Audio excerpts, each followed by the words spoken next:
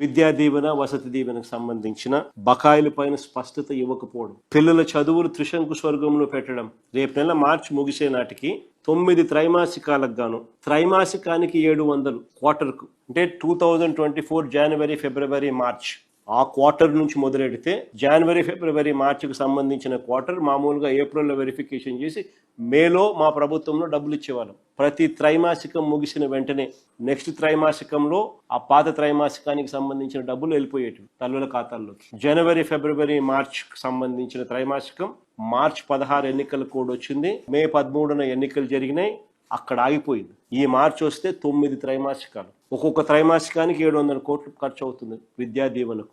700 into 9 త్రైమాసికాలు 6300 కోట్లు విద్యా దీవెన కోసం ఇవ్వాలి. ఇవి కాకుండా ప్రతి ఏప్రిల్లోనూ మా హయాంలో వసతి దీవెన కింద 1100 కోట్లు ఇచ్చేవాళ్ళం. ఏప్రిల్ 2024 ఎన్నికల పుణ్యాన ఆగిపోయింది, మళ్ళా ఏప్రిల్ 2025 మళ్ళీ ఈ 2 ఏళ్లకు 2200